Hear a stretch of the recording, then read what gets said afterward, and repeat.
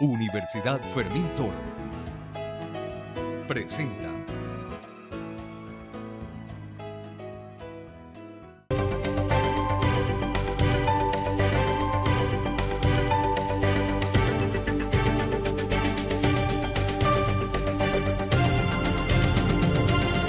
Sean bienvenidos a Aula Abierta, una producción de la Universidad Fermín Toro.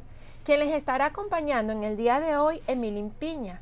Y para mí es un placer tener como invitada a la profesora Nuris Herrera, una persona realmente desarrollada en esta área de gran especialidad como lo que es la maestría en el desarrollo de la mujer y en perspectiva de género. Bienvenida, profesora. Muchas gracias por la invitación. Quiero agradecer la oportunidad que a través de estos espacios brinda la Universidad Fermín Toro para que a través de programas como estos puedan llegar al mayor número de personas información y esta formación tan necesaria en el área de las mujeres desde la perspectiva de género. Se ha dado un movimiento de hablar de lo que es el feminismo o el nuevo feminismo y siempre se ha escuchado la palabra patriarcado. Ciertamente, según lo que yo he escuchado, muchas mujeres no logran entender este significado y hoy en día me gustaría que usted como especialista pudiese desarrollar ese concepto según su perspectiva.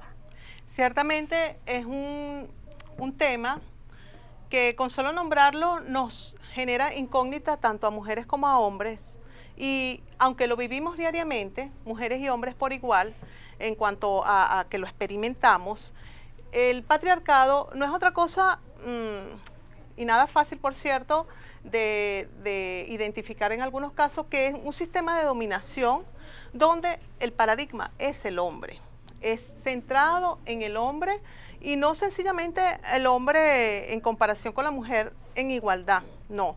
El hombre desde un punto de vista como referencia única y superior en muchos de los aspectos del desenvolvimiento diario en comparación con la mujer. Entonces, ciertamente, para empezar a introducirnos en este tema que tiene que ver con la igualdad y la equidad, tenemos que aclarar lo que significa el patriarcado. El patriarcado, como bien lo dice su nombre, el origen de la palabra es el gobierno de los padres, en donde la referencia es el hombre como poder, como símbolo de lo universal, de lo completo, de quien es el que lleva las riendas. Y sabemos que mucho se ha dicho y este patriarcado tiene orígenes que se habla de más de 6.000 años. Es un sistema de dominación que lo podemos ver constantemente trabajando o hay instituciones, para ser más clara, y organizaciones que trabajan constantemente para que se perpetúe. Entonces estas instituciones, validadas por una sociedad, tienen sustento en lo que es el día a día de las personas como algo válido, aceptado, y cuando empezamos a desmenuzar, para usar palabras llanas, lo que es el sistema de relaciones hombres-mujeres, cuando vamos con la perspectiva de género en esas relaciones hombres-mujeres, podemos observar claramente cómo en esas relaciones hay ventajas y desventajas. Y lamentablemente esas desventajas afectan más a las mujeres que a los hombres. Aunque se cree o se crea un privilegio, entre comillas fosforescente, como acostumbra a decir, de los hombres, ciertamente se afianzan las desigualdades con soporte en unas diferencias de tipo biológicas. Y partiendo de esas diferencias de tipos biológicas, que es con las que nacemos, se va construyendo lo que es la parte de género. Y frente a un hombre que nace con unas características genotípicas, que tiene que ver con una carga cromosómica y una serie de asuntos biológicos, y una mujer que también nace con una serie de características genotípicas y fenotípicas que podemos ver a simple vista o no, se empiezan a construir una serie de expectativas, de creencias, de conductas basadas en lo que es ser hombre y ser mujer, en lo que es ser masculino y ser femenino, marcando una amplia diferenciación que comienza a identificar, por ejemplo, en esa cotidianidad, lo que es el asunto de lo masculino, para dar un solo ejemplo, como lo fuerte, y lo femenino como lo débil. Ok, en este punto me gustaría que me explicara el hecho de la relación que existe entre el sexo y el género, ya que muchas personas no han logrado de alguna manera identificar o que muchas personas se confunden cuando estos términos son manejados. Ciertamente es necesario que esto se aclare, o por lo menos que empecemos a hablar de esto desde el cuestionamiento de lo que tradicionalmente hemos vivido. Por ejemplo, yo lo puedo dibujar desde esta cotidianidad. Me gusta tomar temas de la cotidianidad, aunque a veces la academia cuestiona esto de trabajar la cotidianidad sin un respaldo previo de estudios científicos, que lo tiene, por cierto, pero en esta explicación que le vamos a dar a las personas, como cualquier persona que diga, pero ¿cuál es esa diferencia? Vámonos a un ejemplo muy sencillo. Cuando la mujer o la pareja está esperando el nacimiento de un nuevo ser, la mujer embarazada va a hacerse el ecosonograma, y cuando le dan el sexo biológico que va a tener ese niño o esa niña, ya comienzan a encenderse una serie de pensamientos, por ejemplo, que tiene que ver, para ejemplificarte, el color. Si le dice que es una niña, automáticamente se vincula ese sexo biológico con el que viene a un color que la cultura en una sociedad determinada, en un momento determinado, lo asigna a lo que es a una niña. Y si es un niño, que van a nacer con una carga genética que indica que masculino, que será hombre, también unas condiciones o unas características que tienen que ver con los genitales externos, lo que se va a ver a simple vista, comienzan a relacionarlos con el color azul. Ese sencillo ejemplo nos puede diferenciar que el asunto de nacer con un sexo determinado que indica que será hombre o mujer, la sociedad le asigna unas características que tengan que ver con un color.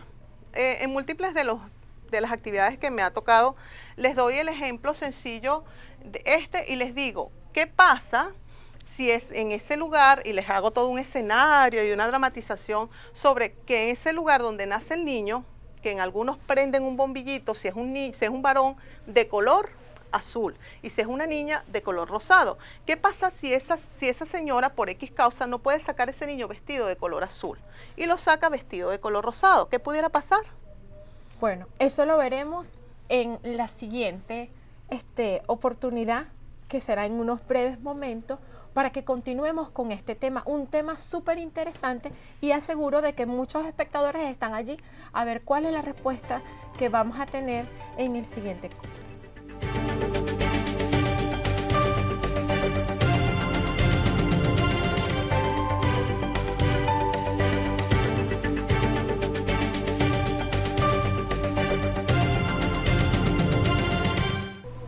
Continuamos con Aula Abierta, y en el segmento anterior quedamos con una pregunta en el aire, y me gustaría, profesora Nuris, que la terminara de desarrollar. Como les mencionaba, el hecho de aquella escenificación cotidiana para un fácil dibujar lo que es esta diferenciación o esta asignación sexo-género, porque como les mencioné, esa funciona como elementos a la vez que están desconectados, opuestos, lo que es el ser femenino, ser masculino, el hecho desde el punto de vista del sexo con el que nacemos, y el género, que es la asignación arbitraria que hace una cultura en un momento determinado. Entonces yo les hablaba que si por X razón esa madre y ese padre, cuando salen del lugar donde nació el niño, un centro médico, por X razón no lo pueden sacar a la presentación familiar que los está esperando del color que el género dice que debe llevar por haber nacido niño, que es el azul. Entonces la reacción del entorno, si sale vestido de rosado, pudiéramos suponerla. Me ha pasado que lo describo en grupos donde me ha tocado dar cursos, talleres, conversatorios, y las suposiciones son similares de todo el alboroto, para expresarlo de la manera muy coloquial, que generaría en la familia que ese niño lo salga vestido de rosado, como si el color rosado va a definir a la persona. pero sí porque el género ha asignado que ese azul representa esa fuerza, ese poderío, lo masculino, lo cual desde el punto de vista patriarcal tiene mayor relevancia, un valor mayor, y todo eso se va a reproducir, como ciertamente me has comentado, o se va a reflejar en lo que son los roles de género. Es allí donde podemos encontrar familias en esta sociedad tan patriarcal como la venezolana, latinoamericana y otras latitudes, en donde la asignación de roles en la división sexual del trabajo, en las asignaciones de roles cotidianos dentro y fuera del espacio del hogar, de la casa, en el espacio público, el cual es atribuido al hombre, es decir, la calle, y el espacio privado, que es atribuido a la mujer, que es el de puertas adentro. Entonces, vamos a otro ejemplo sencillo de la cotidianidad, porque es que este tema no se puede tocar sin hablar de nuestra cotidianidad para poderlo identificar, porque de acuerdo a las expresiones que he escuchado, parece que fuera algo que a alguien se le ocurrió comenzarlo a decir. Y todo esto responde a una serie de estudios serios, de investigaciones y de vivencias que tenemos. Y también creo que muchas hemos sido víctimas de esta situación. De hecho, tengo un hijo que él se coloca el color rosado como camisa y también ha sido señalado, o de pronto un pantalón de color rojo y también ha sido señalado. Ahora, son estereotipos que marca la sociedad, que socioculturalmente hemos sido arrastrados y llevados a esta situación, profesora. Sí, ciertamente ese rol, que en pocas palabras significa el papel que voy a desempeñar, tiene también su estereotipo, que es el modelo a seguir.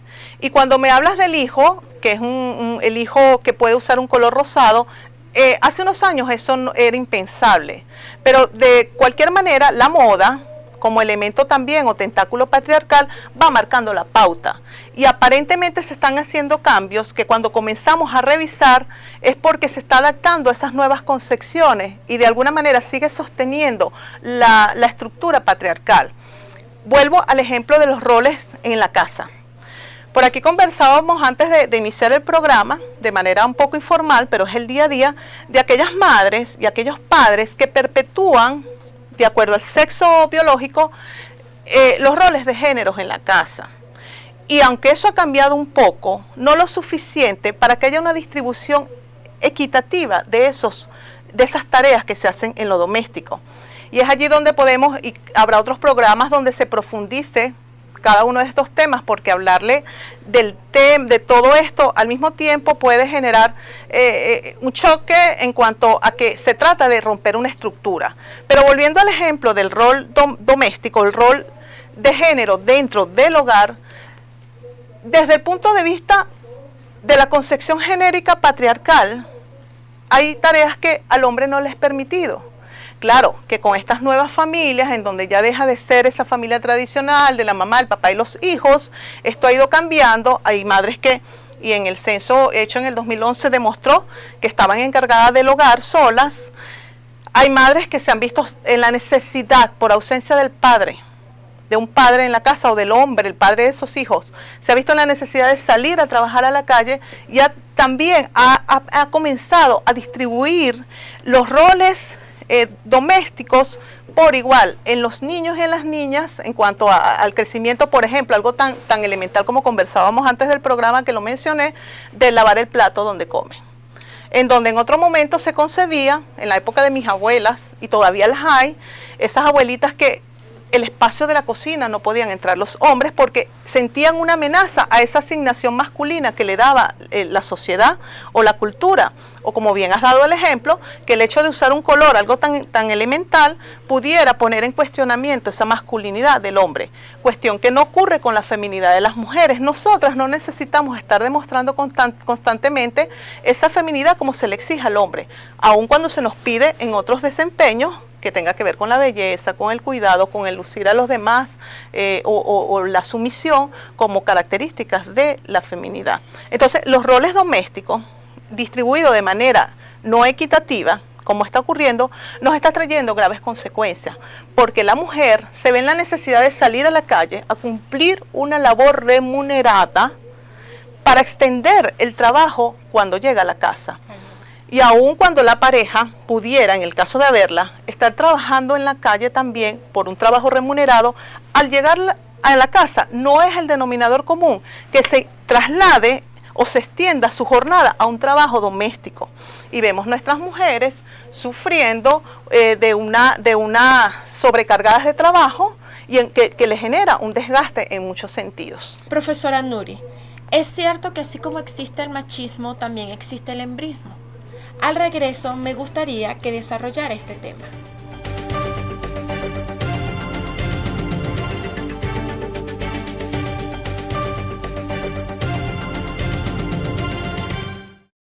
Estamos de vuelta en Aula Abierta, compartiendo con la profesora Nuri Herrera, especialista en desarrollo humano de la mujer y en perspectiva de género. En el anterior segmento habíamos dejado una pregunta en el aire y es, si existe el machismo, también existe el embrismo. Me gustaría, profesora, que usted pudiese desarrollar este punto. Bueno, antes que todo es necesario que definamos qué es el machismo.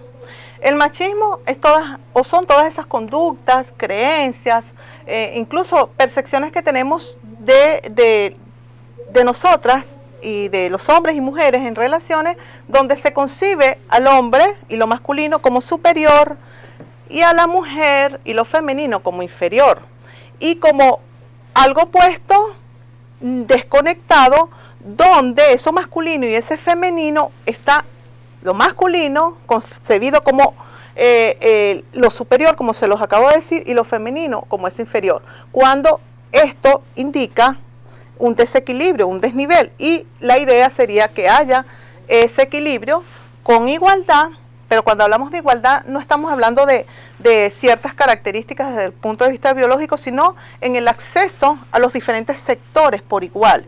Y la equidad es esa distribución de ese acceso o de la manera en que nos desenvolvemos en la sociedad. Cuando hablamos de machismo, tenemos que entender que es una de las herramientas que utiliza el sistema patriarcal para dominar en ese concepto, creer y tener la seguridad de que eso es así.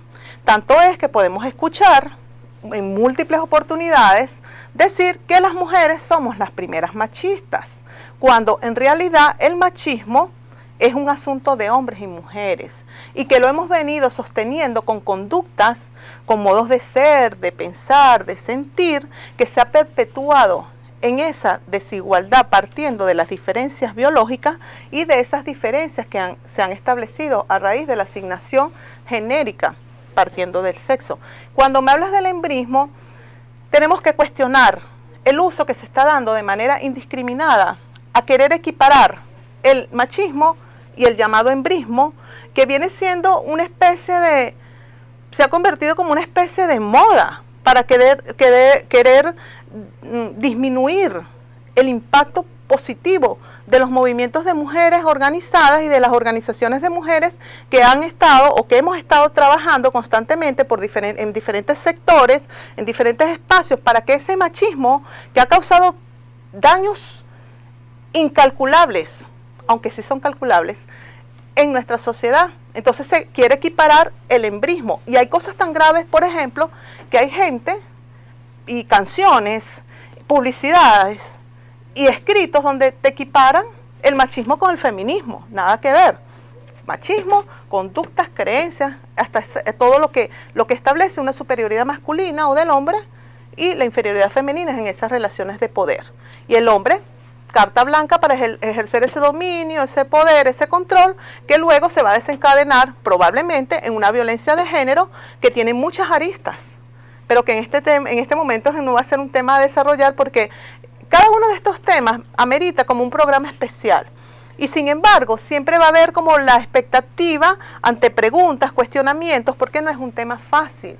Porque cuando la gente oye feminista, que deberíamos ser todas, y ellos también feministas, porque estén a favor de que se haga justicia, pareciera que la gente califica, ya descalifica. Y hablar del machismo, equiparar un embrismo a un machismo no tiene comparación. En cuanto a que el machismo ha cabalgado durante muchísimo tiempo causando daños incalculables a la sociedad.